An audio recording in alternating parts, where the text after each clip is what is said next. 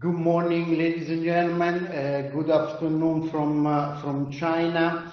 Today we are here to present an in-depth research analysis on the fashion sector in China and Hong Kong after COVID-19. This is part of a comprehensive research work that the Italian Trade Agency in Beijing with our partners Inter-China has performed in the last months in order to highlight the opportunities for Italian companies in the fashion sector in China, and this part of the research is devoted to the intermediate products, while the presentation of the results of the final products took place on last week.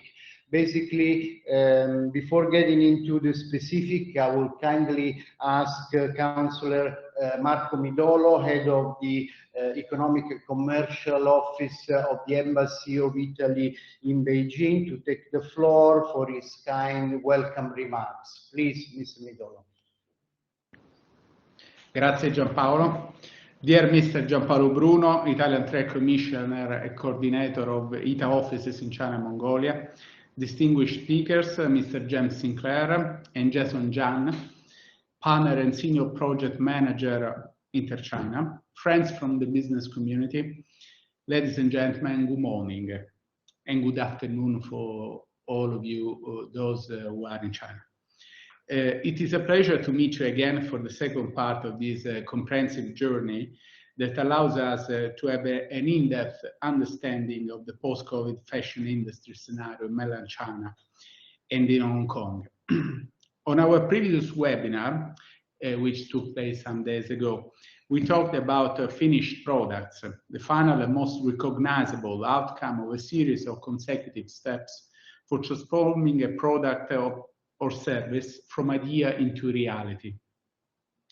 Today, we will have a fruitful insight on the intermediate process and products for application in the fashion industry, with particular reference to textile, leather, and fur, where Italy has a strong position and reputation worldwide. Italian fashion value chain is one of the best in the world. Let's just consider how many luxury foreign brands invest in Italian companies or have their products made by a variety of Italian manufacturers and subcontractors. More in general, Italian manufacturing is a pillar of the luxury industry's supply chain, and Italian exports of intermediate goods last year experienced a very good performance. Yet, this sector has been largely affected first by the pandemic, followed by soaring inflation, rising energy and raw material costs, and the broader international scenario. The future performance of the sector in China should also take into account a series of structural changes in the coming years, all along the value chain, mainly driven by both the digital and green revolution. Italian companies are certainly well equipped to meet these challenges ahead, leveraging the know-how that has made the Italian fashion system competitive and unique. I would like to thank the Italian Trade Commissioner, Mr. Giampaolo Bruno, thank you again, Giampaolo, for this further opportunity to discuss the challenges and opportunities facing the strategic industry from multiple angles. I would like to assure you that the Italian Embassy and the Consulate General all over China, the Italian Consulates General all over China, together with the Italian Trade Commission, the Italian Chamber of Commerce, what we call in some Sistema Italia, are actively engaged in supporting the Italian fashion industry in China and protecting the legacy of the Made in Italy. Without further ado, I leave the floor to Mr. Bruno and to the distinguished speakers. Thank you once again, and I wish all participants a fruitful discussion. Thank you so much. Thank you very much indeed, Mr. Midolo, Head of the Economic and Commercial Office of the Embassy of Italy in Beijing. Ladies and gentlemen, I'm very pleased for this opportunity to present today the findings of this important research study conducted by the Italian Trade Agency in Beijing in collaboration with InterChina. Our study focuses on exploring the opportunities available to Italian companies in China's intermediate fashion products market.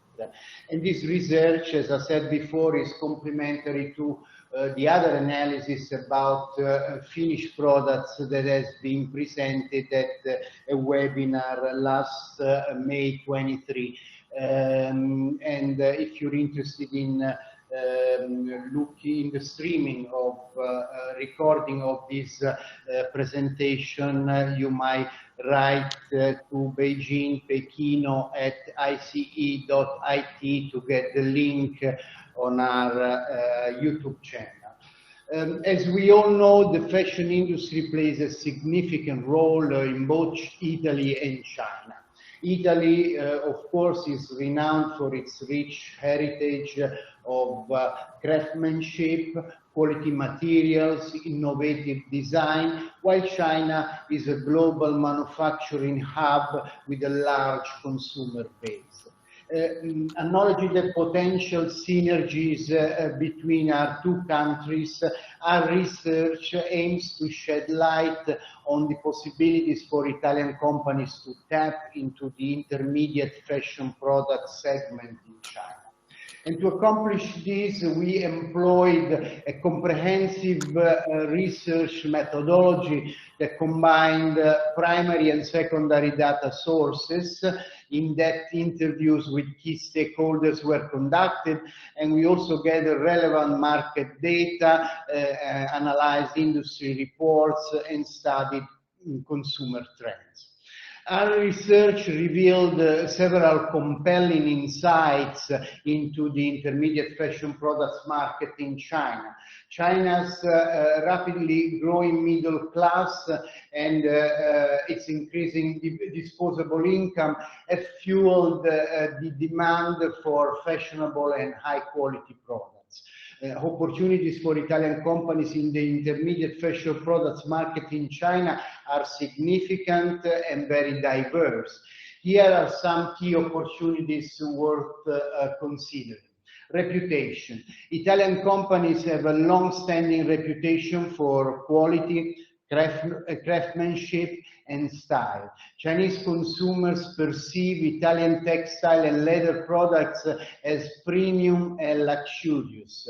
Italian companies can capitalize on this reputation by offering their intermediate fashion products to the growing apparel and clothing manufacturing industry in China.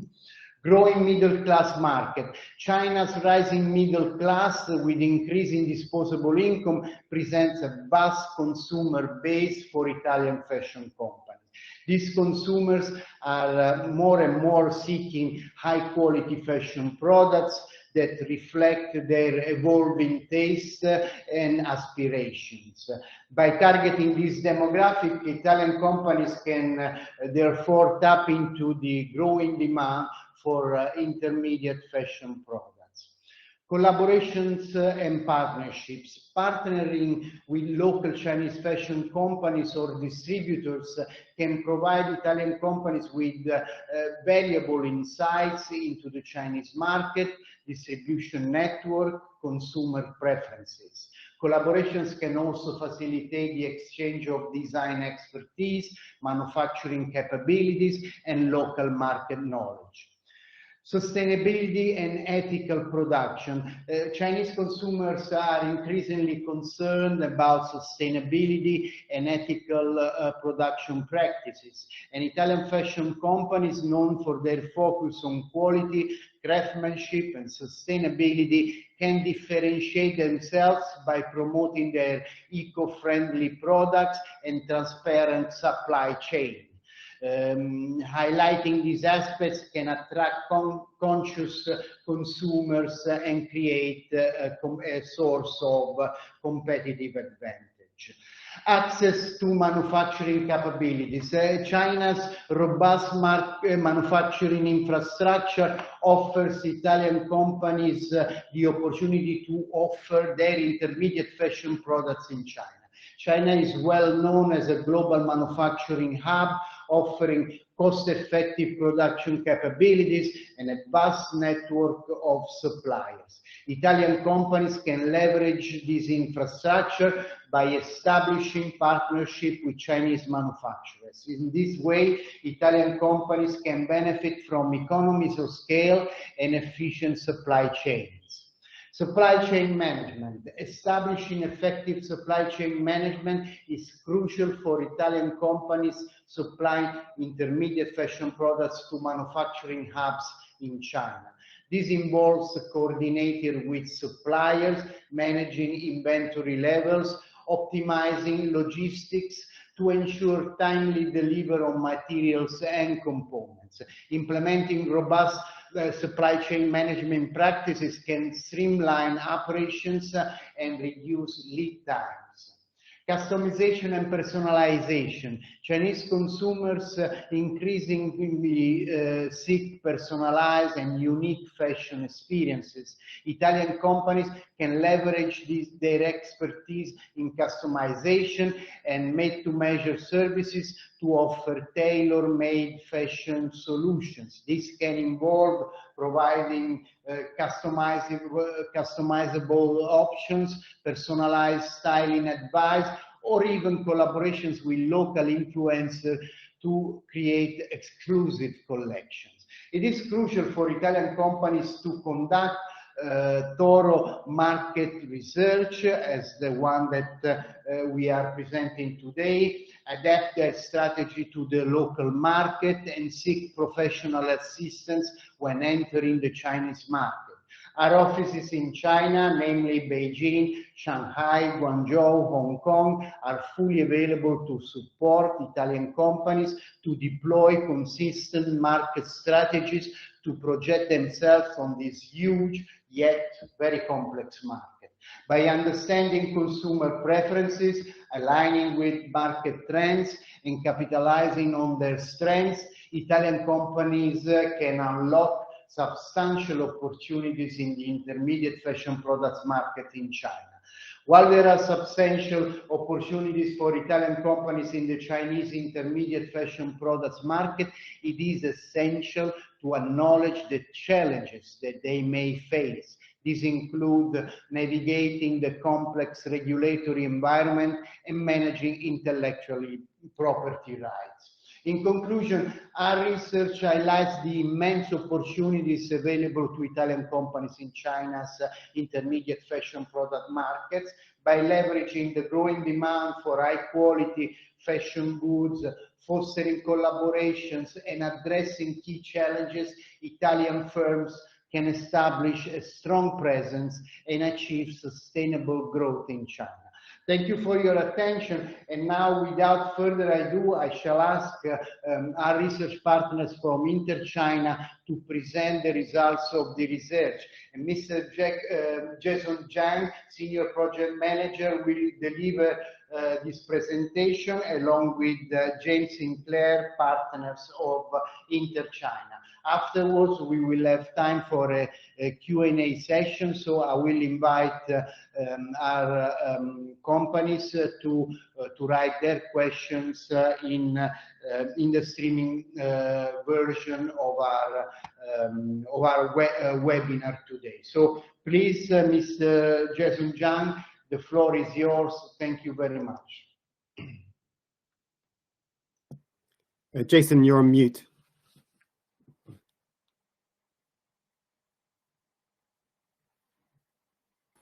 Yeah. Okay. Let me share my screen. Thanks a lot for Mr. Bruno's comprehensive introduction and Mr. Consulate General welcome speech. Sorry for not speaking Italian language. My presentation will take about 55 minutes, and then we should have 20 minutes also for Q&A and discussion. So for those in the China new to you, a very brief introduction. So we are China specialist consulting firm with more than 25 years history in China, headquartered in Shanghai. We do strategy and MA. Our clients are mainly European and American customers. This is our number 2 or number 3 project with ITA. So it's really our pleasure to help and support multiple Italian small medium-sized company to export, to do business, to expand market share in China. So in today's discussion, I have selected about 25 slides from our full report. So I will talk through from giving you a market overview of the Italian products export to China, the structural opportunity, and then we can talk about the intermediate products, textile, followed by leather, and then I will bring you the story of the route to market model for textile, leather, intermediate products export to China, and very finally, our very practical action plan for Italian small medium-sized companies think about how to do business export to China. So that's the overall agenda for today from my side. As a high-level introduction of the project, so we designed this project with discussion with ITA, focusing on 5 key topics. Firstly, is market structure. It's basically the overall demand for imported products split by different countries, different regions. And then we look at the different customers' needs, their key buying factors for imported intermediate products, finished products. And then we look at the go-to-market models, the partners, and also we have some cases to illustrate what are the best practice to win in exporting to China. And very finally, a critical considerations when you're thinking about how to do exporting or expand exporting to China. So that's the key questions in our scope. Let me give you an overview of the China import for the intermediate products. So we have selected the intermediate products focusing on fur, leather, textile with different HS code. So there are some good news and bad news. So the bad news is over the years, the overall import for the selected intermediate products have been shrinking or declining. That's driven by 2 things. One thing is China's supply chain shifting to the other low-cost Southeast Asian countries. And also, in the recent years, there is a weakening export. So the overall import have been facing headwinds. Having said that, there is a good news. That's really, there are some structural opportunities. If we look at the bottom, we do see for Italian companies, especially for textile, Italian companies have been taking share. That's really driven by the wool-related products. Italian have a very high reputation in the market. For leather, Italian have been maintaining market share. Later, I will talk about that. There are some categories growing. There are some categories declining, but overall, Italian companies' products have been maintaining its market share. So that's all real good news. However, for fur, Italian have been losing share. That's really because very strong competition from the other regions, low-cost countries, and also some other alternative countries. At the same time, there are some supply side issues in European countries, including the closing down the fur-bearing farms and also cost inflation due to the COVID. So this is overview. There are some opportunities. If we look at the opportunity in textile, there is a interesting picture. So we compared the overall import for the textile intermediate products with different HS code, grouped in different color by mainland China and Hong Kong. So interestingly is a very similar pattern between the two target markets, mainland China and Hong Kong. The overall import for textile intermediate products have been declining. So the similar kind of drivers, supply chain manufacturing shifting to other countries, and also the local cost increasing significantly, so that have a weakening demand for import. Having said that, if we compare the different textile intermediate products by HS code, we do see a few positive sweet spots. That's including the HS code 5, 11, and 1. That's the wool-related products, really because the local demand consumption upgrade. And also we see HS code 5307, 5310. These are also highly see higher goals than the other categories because China do not have a sufficient supply and rely on import. However, if we look at Hong Kong, because the value chain is shifting, so many of the items have been seeing negative growth. So that's the overview of the textile products. And if we look at the different countries or regions positioning, Italian, you really have a very, very strong position. If we look at the mainland China import, Italy is the only country that have a significant market share as an advanced country, 12%. The other countries are really the kind of low-cost countries or Asian Pacific countries like Japan, Taipei, and Korea.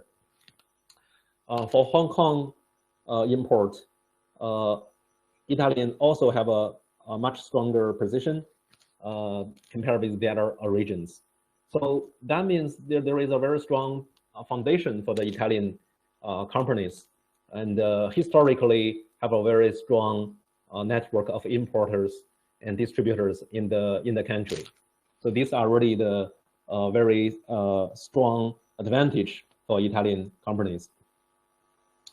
And if we look at which specific product categories among the intermediate products, textile products have better opportunity, there are some, not many, there are some.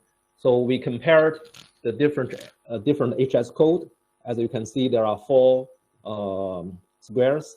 We compared the different HS code in terms of the intermediary textile products and prioritize them by horizontally, whether China import a lot from Italian for those categories, and horizontally, whether China import a lot overall from all the countries. So in this exercise, the result is on the right-hand side top. These are the more interesting categories, and there are plus and a minus in the bracket that shows whether Italian share have been increasing or declining. So many of our intermediary textile producers in Italy, if you are producing these products for this HS code in the green color column, then this may be kind of a more positive opportunity for you to consider. However, if you are in the other left-hand side at bottom, the pink color column, maybe the opportunity is less attractive. So this is the overview of the categories opportunities. And for the application, the main import of the Italian kind of textile intermediate products are applied in the apparel business. Take two examples. HS code 5209. This refers to the woven twill cloth of cotton. I'm not an expert on the textile, but you must know these intermediate products. So these are mainly applied in the apparel business for different type of apparels, namely shirts, autumn undergarments, leather suits. So this is interesting. And we also see 5111 HS code that refers to the wool-related garments. So the main application are the suits, coats, shirt, pants. That's also a interesting application or opportunity. The demand for this import is really driven by the local consumers' consumption upgrade. They need a better raw material, better intermediate products, and a better finished apparel. So this will drive the demand for the premium intermediate products for textile. And then if I continue to talk the next ingredient, the next intermediate product, leather, we have a different story. So firstly, again, let's have the overview of the mainland China import and Hong Kong import. So we can see a similar kind of pattern combined with bad news and good news. The bad news is overall, the import, China import for leather intermediate products have been declining, especially since the COVID-19. And that's mainly driven by the value chain shifting to the other countries. And also, the Chinese companies are reducing the import of the further processed leather and shifting the share of import towards the initially processed leather. That means the Chinese companies have been upgrading their position in the manufacturing value chain, step upwards to those more value-added process. We believe this pattern will be continue in the coming years.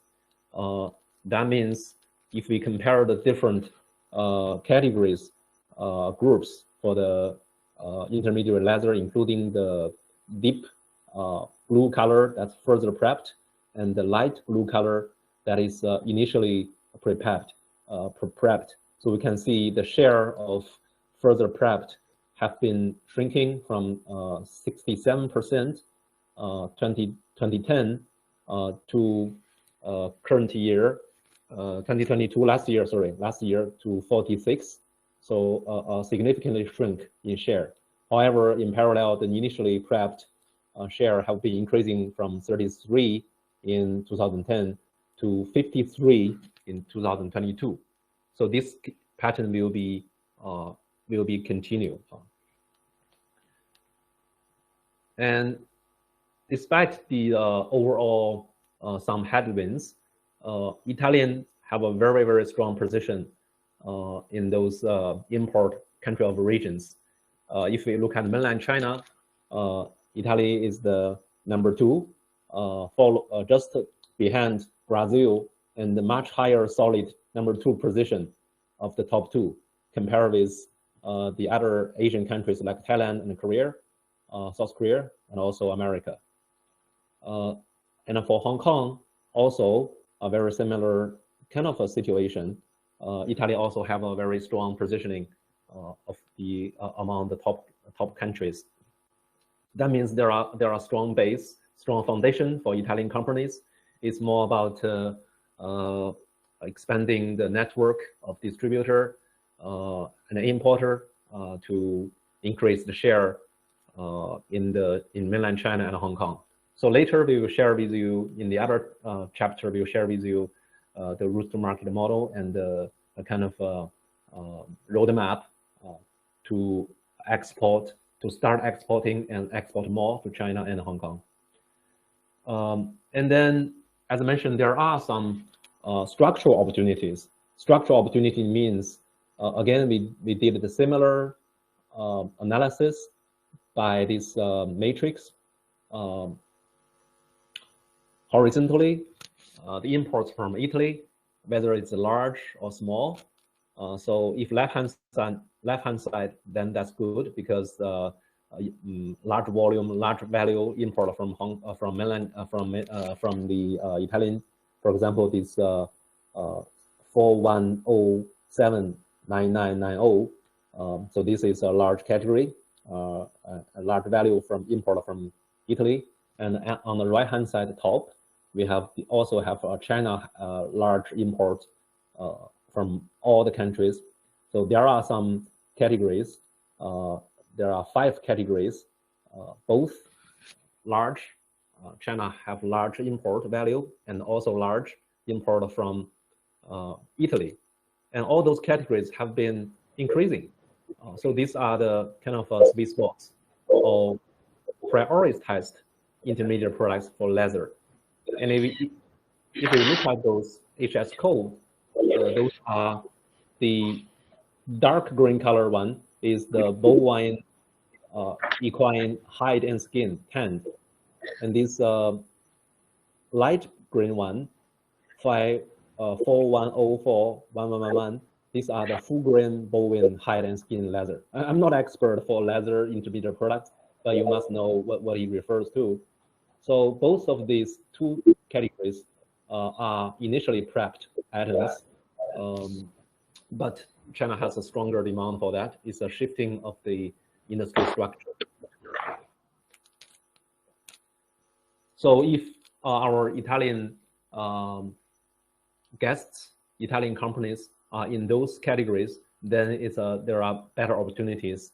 If you are in the other categories, maybe not so encouraging. Application. Those imported leather and fur are mainly for shoes. As you see from the chart, 65% of the import leather are for shoes, followed by suitcase and bags, and then also some other further processing and accessories. The demand side or the manufacturing of these shoes and suitcase and the other things is very fragmented in China. Although there are some clusters in North China, East China, and South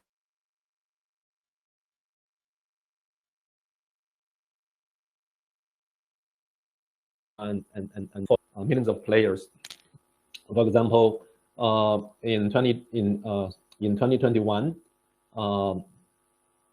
there are over 2,000 leather shoe manufacturer enterprise. If we are only counting those above certain scale, 20 RMB sales per annum. And also in 2021, there are leather garment related companies, more than 1.7 million, the number of companies in Fujian province, and 320,000 leather garment enterprises in Zhejiang province. So many of these manufacturers are small scale. They cannot afford or have the capability to directly import from Italy and the other countries. So this provides the room for the distributor, the importers especially, play a very important role. And secondly, because these very fragmented manufacturers or customers for the intermediary leather products, they are concentrated in certain clusters. The way they compare different products, see suppliers or distributors are very interested. So there are several large wholesale markets. In each of the wholesale markets, you have thousands of shops or booths that are small importers or distributors. They have been carrying different brands from different countries. So these customers will visit those wholesale shops, wholesale markets, and meet and talk, compare these distributor and suppliers imported intermediary products for leather, and then make the transaction over there. Later, I will show you which are the major wholesale markets. And then we compared the China overall import by different groups of intermediary leather products, and also import from Italy. The left-hand side is China overall import from all countries. So we can see, again, the share of the further prepped intermediary leather products market share have been shrinking from 67 in 2010 down to 46 in 2022. As I mentioned earlier, that's really because the industry value chain has been evolving. There are more demand for the initially prepped further products, leather products. The market share increased. The light blue bar, the market share for initially prepped leather intermediate products increased from 33% in 2010 up to 53% in 2022. So that is the overall China import. If we compare with that against the China import from Italy, very interestingly, the large share for Italy is initially imported, initially prepped intermediate leather products. And then the further prepped products market share have been increasing. That's a different pattern compared with the China overall import. And we see both further prepped, initially prepped, composition and residue have been increasing market share for Italy.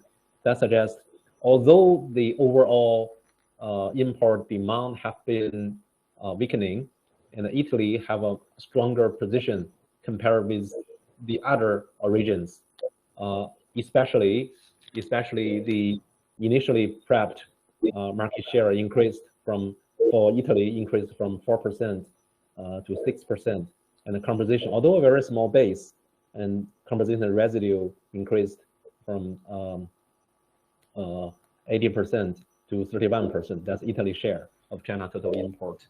So if our guests from Italy, your company are active in different categories, so there might be some different type of opportunities.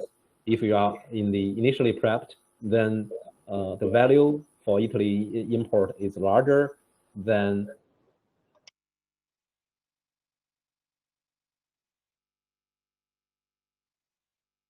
the further prepped, and the increasing fast. So for different guests, specialists in different products, leather intermediate products, you will have a different kind of a story in China.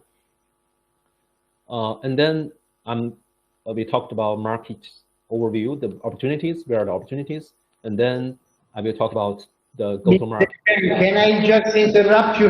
There is a question for one company that Yes.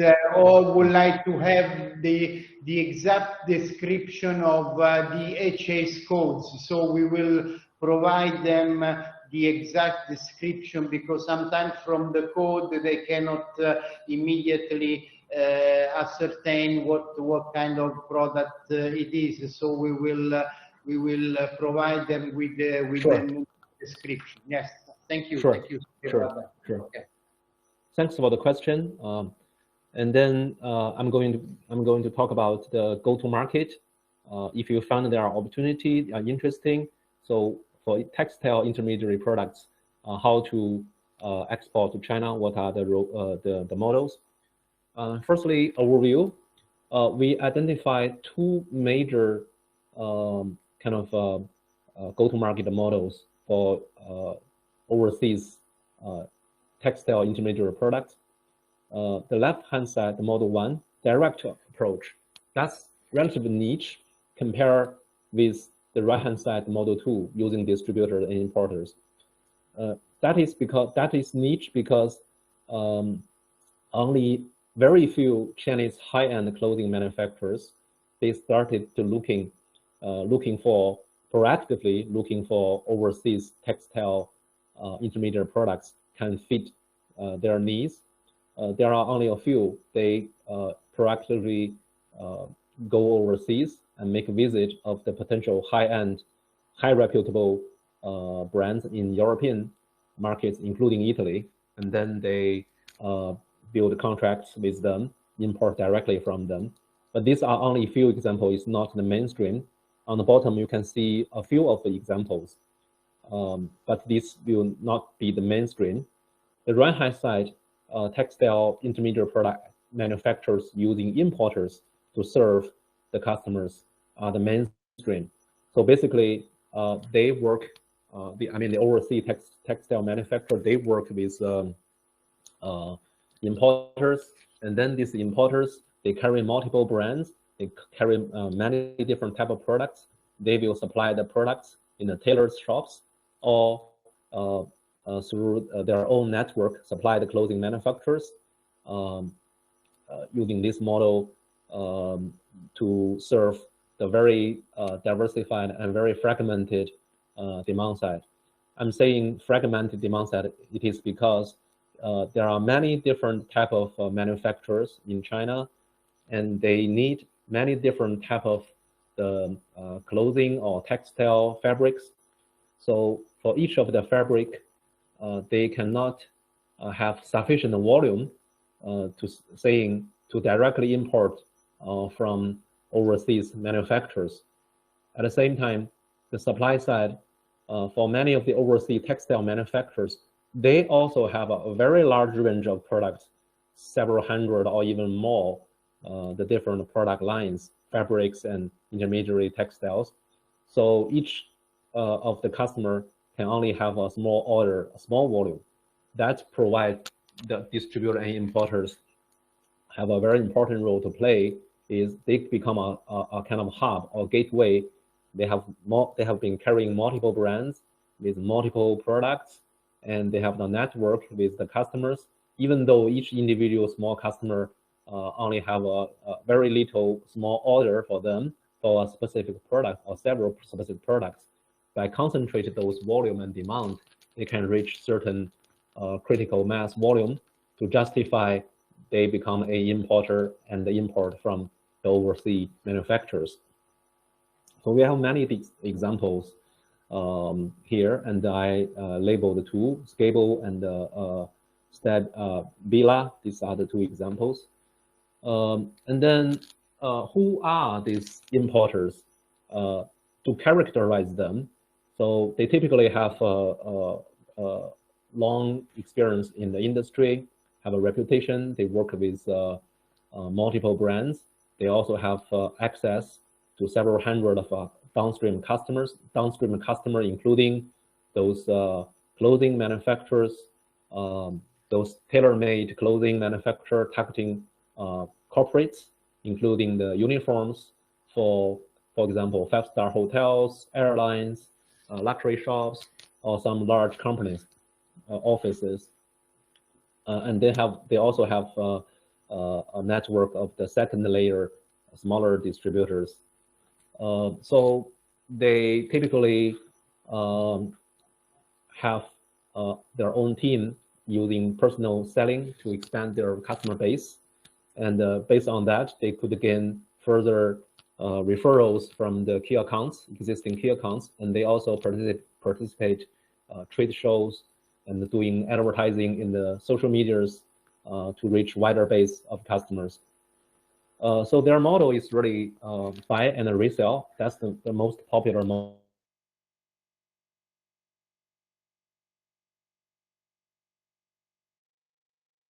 The intermediary textile negotiate programs to do marketing and branding and shoulder the cost. The margin ladder are different based on negotiation, based on volume and inventory time, and also how premium the product is, the kind of offtake movement, rotation of the products. So for those manufacturers, for those distributors and importers, in the appendix we have a list. We talked to some of them, they are pretty open when hearing that we are representing Italian companies. They are interesting to talk at least. However, they would want to see more detail of the products, some examples, price lines, price ranges, and so on, before they can make a decision whether they are interested to work with additional Italian brands for the intermediary textile product. They are open because mainly they feel the strong reputation of Italian brands, and also the upgrade consumption have some have been driving the demand for some premium intermediate products. Here is the example of the British premium textile brand called Scabo. So they have been established a meaningful business. It's an English British brand. They have multiple product range. I looked at the brochure of the product. Very long, several hundred or thousand product lines, fabrics. So they partner with a Beijing-based importer called Vitalitex. They use that Vitalitex network to sell into the premium clothing manufacturers and also some tailored shops. The distributor called or importer called Vitalitex help them approaching their key accounts through their personal sales network and some marketing events. This distributor, the importer, Vitalitex, also help the brand building 2 mono brand stores, one in Shanghai, East China, and one in Shenzhen, South China. So these stores really can become a window or marketing vehicle to reach the target consumers and the customers, especially for the corporate customers, premium uniform customers.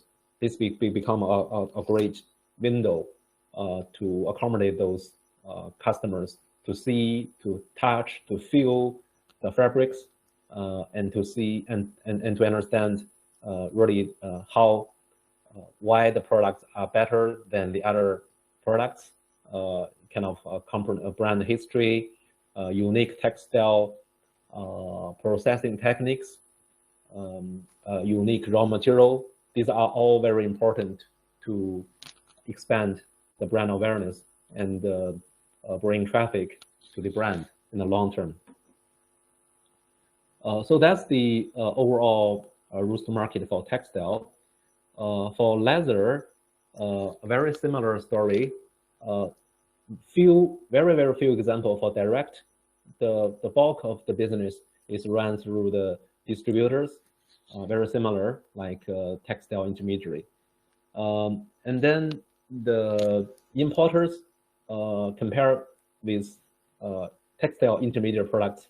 The difference is the importers and distributor here, the scale are relatively smaller because the demand side are so fragmented. Several hundred or thousand of the leather shoes manufacturers, leather garment manufacturers located in different clusters. So their scale are pretty smaller compared with textile intermediate products. So we have an example, Italian origin brand called the Bella Pelli. So they are not have too long history, about 20 years, established in Italy, and they have a different product range.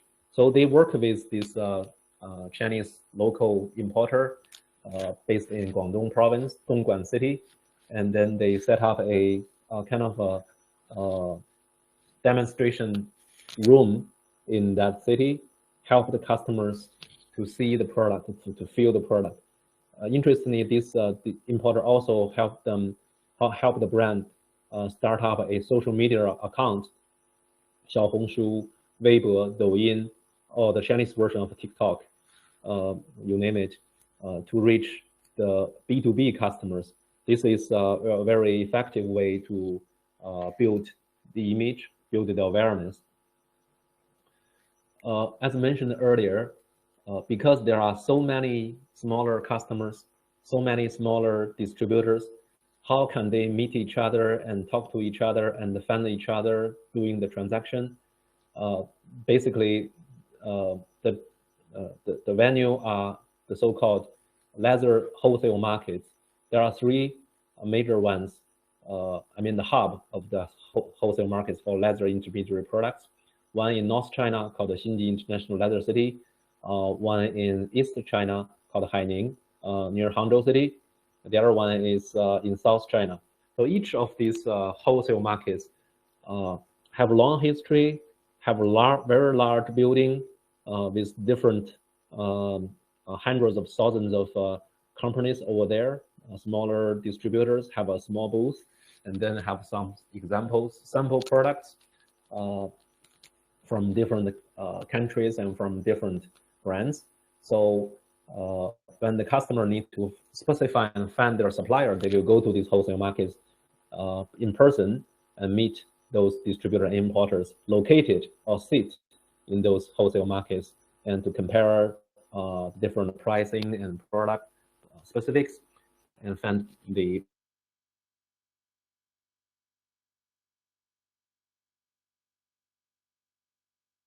preferred supplier. Map for Italian company, textile or leather intermediary company manufacturer, to start export to China or to expand business in China. So we think there is a practical, comprehensive, systematic approach to make the decisions and to make the preparations. 4 steps, basically.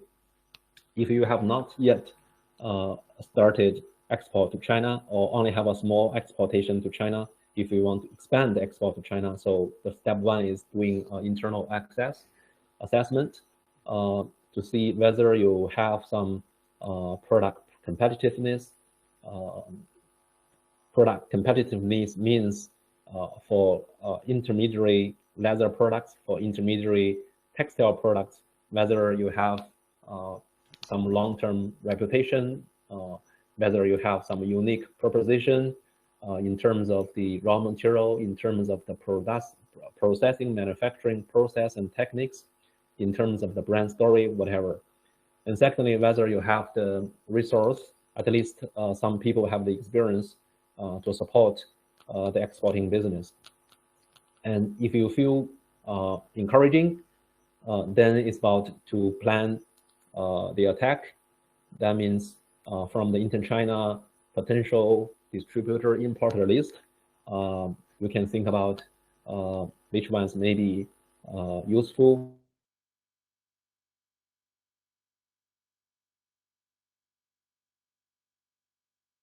relevant, and you can document the background, product information, some pictures and examples, factory pictures, brand story, also some customer references. So this will be a very comprehensive introduction. And then a second step is you can start approaching those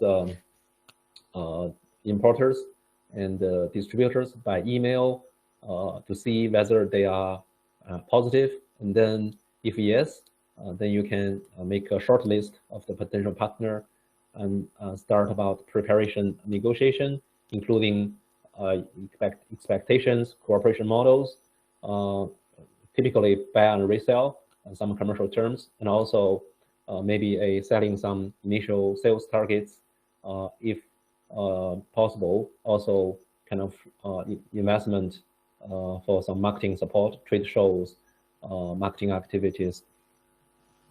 And number 3 step is, as long as those negotiations are positive, at least both sides shows a positive signal, you can consider, from your side, consider an in-person meeting or visit China, or invite the importers to visit Italy, to visit your factories, and so on, to build the trust, and also to strengthen the relationships with the stakeholders. Possibly at this stage, you'll need to, in detail, negotiate the more kind of comprehensive models, cooperation models and terms, and discuss the sales and marketing plans. Very finally, we think important is to do the product training. as I mentioned, for Italian intermediary textile and the leather product, there are many different varieties, different fabrics, different processing techniques, different raw materials. So it's very important to train and to educate the Chinese importers and distributors the differentiation, the application, the references, the unique selling points, the brand story, the heritage, so that they can help you to better present your brand, your company in front of downstream customers. And also, maybe very important is work together with our distributor and importer, think about what will be the sales plan or marketing plan. So you can review that with them on a rolling basis to see whether those milestones could be really delivered, or you need more support, or need more close monitoring. So this is the kind of key success factors and the roadmap for exporting or expanding export to China. In addition to this presentation is a streamlined selected version. We also have the full reports shared with ITA. For this, on top of that, we have a appendix including the route to market partner database, located, both importers located in mainland China and Hong Kong. So that could be your starting point when doing the exportation plan or action plan. So this is really the, so as you can see, this is a screenshot of those database. Later you could take a look if you are interested. So yeah, that's the overall story for this intermediary textile and leather products exporting to China and mainland Hong Kong. Thank you very much, Mr. Zhang. It was a very interesting presentation and a very comprehensive and thorough analysis of this peculiar segment of the fashion industry. Of course, we will share with our companies all the information that you submitted to us, because I think it's a very valuable piece of information that should carefully review and analyze in order to deploy their internationalization strategies. Now it is time for a small Q&A. I don't know if Mrs. Sinclair would like to add something to the already very complete presentation. Since you are online, I don't know if you wish to give us some messages very quick.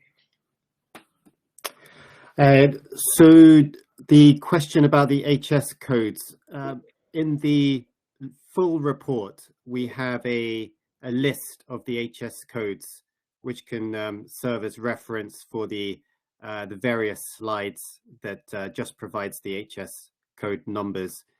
So that should make it more convenient for people reading the full report to understand which codes refer to exactly which products.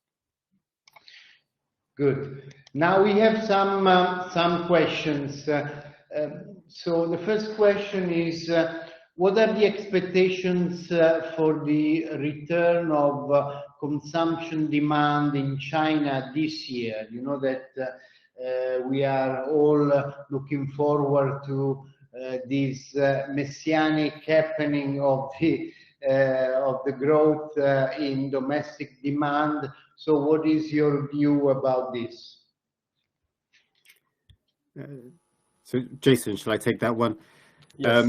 So I think in the global media, there's been a very high expectation for a rebound in Chinese consumption now that China has moved on from the pandemic restrictions. I think that was overly optimistic. The reason is that it was going to take time for consumer confidence to rebuild. And indeed, if you look at the data for the first half of 2023, it is generally soft. However, as we move into the second half of 2023, we expect consumption to start to strengthen again. It won't be a rebound like we saw in 2020, but it should start to strengthen. What's interesting is that different parts of the market seem to be moving at different speeds. So there is a more higher end premium, these higher end premium segments are tending to strengthen ahead of the sort of mass market or value segments. So those that consumers that have more disposable income, they are starting to spend, and that's driving demand in these higher end segments. And we see that across many categories. But then the mass and the value segments, these are the ones, I mean, they're the majority of demand, and to date they've been softer, but we expect them to start to strengthen in the second half of this year. Good, very good. So, Mr. Jason, there's another question from Ricamificio Paolo, Italy. They do embroidery. We make high quality made in Italy embroidery. Do you think there can be a place for room for exports, since it is a product that is also fully produced in China? Embroidery is a very specific segment of Italian specialization in the intermediate fashion products. Do you have any idea about the concrete possibilities in this segment? I think for those very specific products, the best way to test the potential is based on the list of our potential importers. There are a few large ones, and there are one or two also owned by Italian people, can speak Italian. So maybe the best way is to test their acceptance for that product. In general, when we're talking with those importers, they are quite open for those Italian-made intermediate products. So in general, I'm quite positive to that. But to further validate the acceptance, better to talk with the importers more directly, with a description, with the company, with the products that will be more specific. Because even for the same products, intermediate products, if the company have a very unique production technique, very unique manufacturing process, very unique material, raw material, or even the environment of the factory can be a good story to sell. So if they have a more detailed introduction, the importers will have a very good judgment call on the acceptance of the China market. Okay, awesome. Now, another question. Which regions of China account for the largest share of intermediate product imports and why? Maybe I can try to discuss that topic by looking at the data of the manufacturers for the textile, apparel, and the shoes, leather goods using the intermediate leather products. We see there are three hubs concentrate the demand, including Central China and South China and the East China. These three regions will contribute 80%, 90% of the import demand. The reason is in this region, in these geographies, these provinces and regions, there are already established supply chain ecosystem. You have many importers, many manufacturers over there, and also sophisticated and skillful labor force. The other supporting companies. So the supply chain is more established than in the other region. And thirdly, these three regions, East, South, and Central China, are also the hub for exportation for the finished textile and leather products to the other countries. And fourthly, the local consumption are also stronger in those regions compared with the remote inland regions. So because of that, these three regions concentrate the bulk of the demand. And if you look at our list of importers and for textile intermediate product and leather intermediate product, most of the importers are also located in these regions. I see. Okay, okay. But then another question: what should Italian textile and leather suppliers look for in Chinese imported distributors? Which kind of factors do they have to take into account?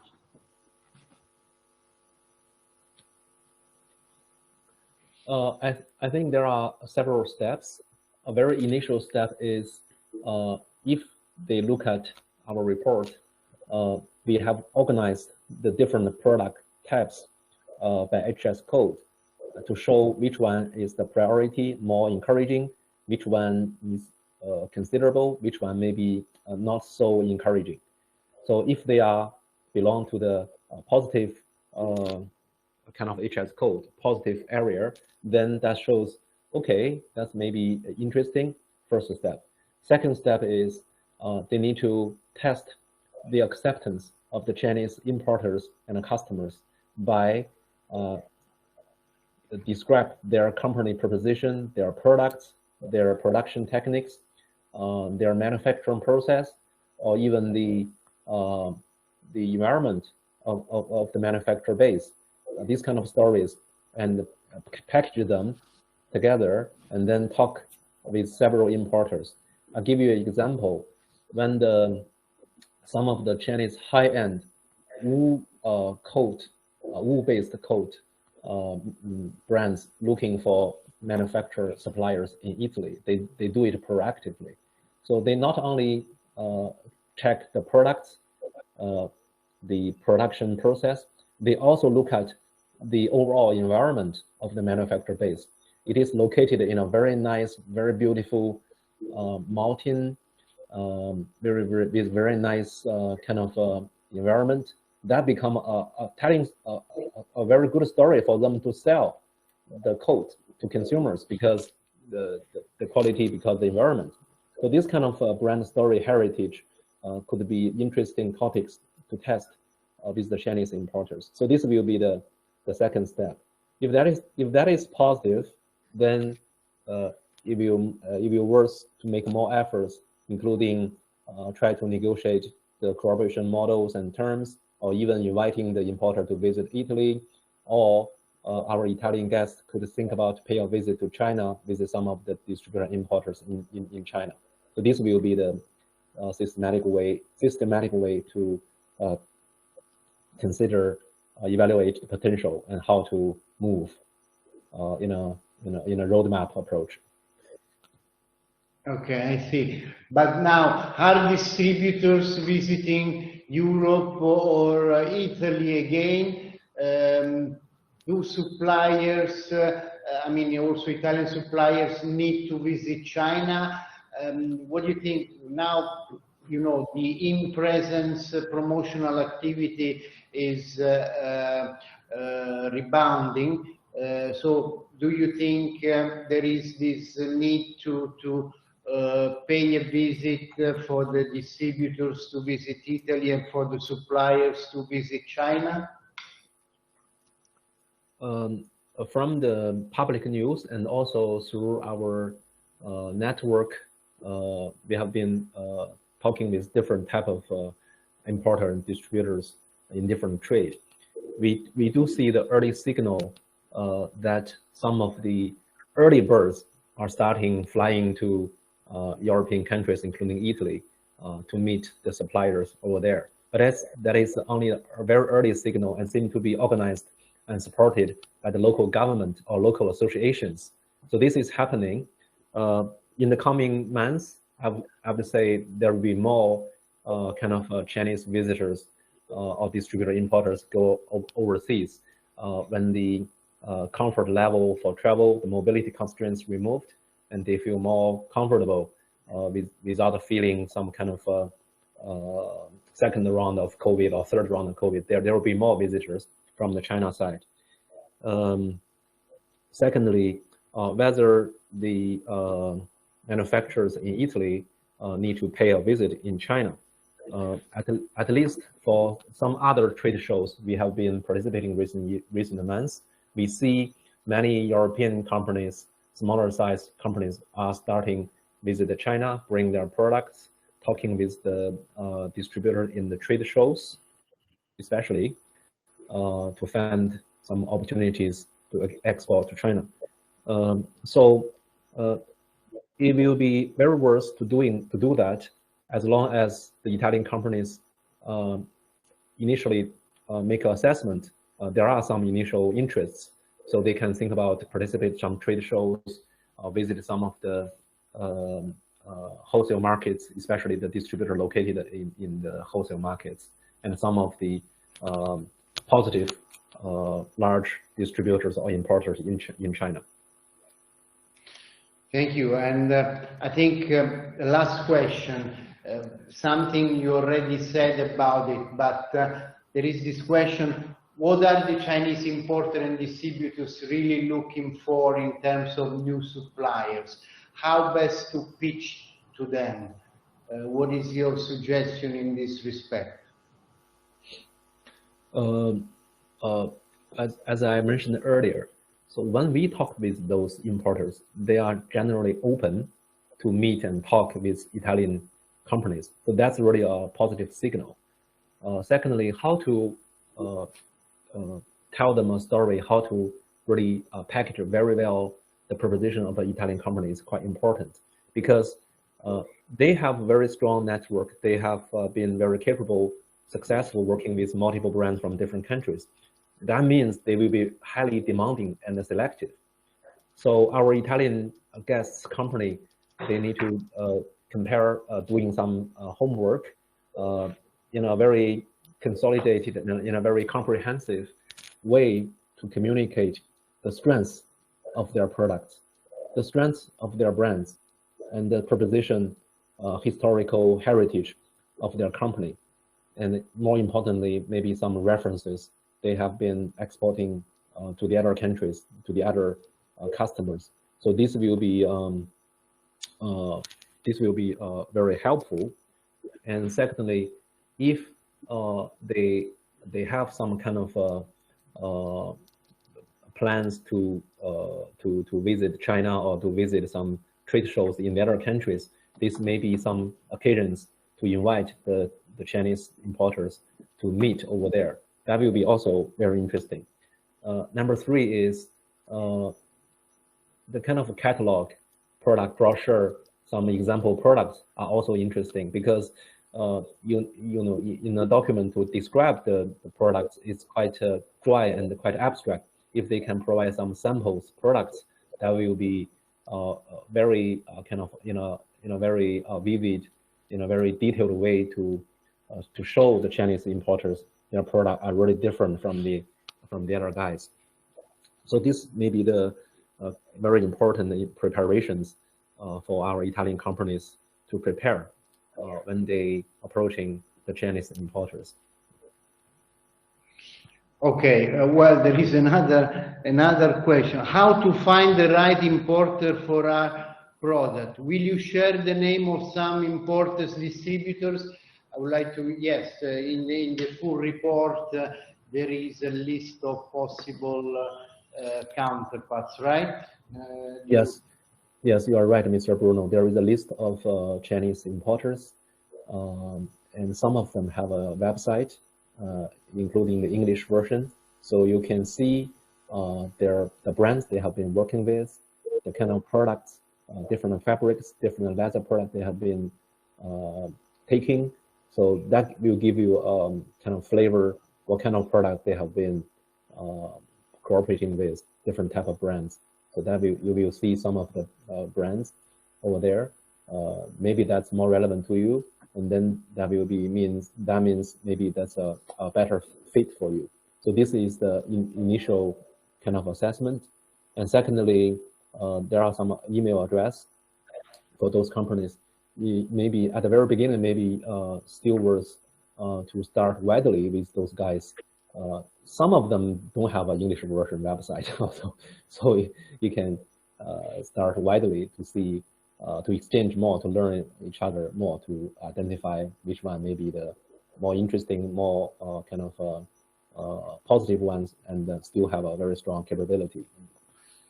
Let me also add to that our offices in China have a full-fledged catalog of services to assist Italian companies, and these services are completely free for companies employing less than 100 employees. And one of the services to identify potential partners on their behalf. So please do not hesitate I'm saying to the Italian company, do not hesitate to contact our offices in China, Pekino at ice.it, Shanghai at ice.it, Canton at ice.it, Hong Kong at ice.it. We are fully available, and on our website there is the catalog of services, and there is an automatic way to contact our offices that feeds in our customer relationship management tool, and we will follow up on all the requests that we will receive. Having said this, I think that there will be no further question. I would like to really thank very wholeheartedly, very much indeed, Inter-China for their very interesting analysis, thorough analysis, and we will share all the information that they have submitted to us. All the companies that have participated in this webinar will receive also the streaming recording of this webinar, just in case they need to review what has been said. And on behalf of the Italian Trade Agency and the Beijing office in particular, I would like to thank everybody for their participation. And as I said before, our offices are fully available to assist in all your marketing strategies towards the Chinese market. And also I would like to add that we also have an IPR desk. It is managed by a law firm that for free will give suggestion and advice to Italian companies to protect their IPR, their trademarks, and so on and so forth, to enter the Chinese market. It is a crucial factor because of the peculiarity of the Chinese law on trademark, where it is first to file, first to use principle in place. That is the first one who first person, the first company who registers the trademark in China has the complete right to use it, and there is no acknowledgement of previous use made by the legitimate right holder. So it is a very peculiar factor to take into account even before deploying even before entering the market. So our IPR desk is fully available to give you suggestions on this aspect as well. So thank you very much indeed. Thank you for your time, and really, again, thank you for InterChina for the amazing work done on our behalf. So as I said before, please enjoy the rest of your day, and our offices are at your complete disposal for any follow-ups you might deem necessary for your business endeavors in China. Thank you very much again, and I hope to see you soon on other information webinars on the market. Thank you. Thank you. Thank you.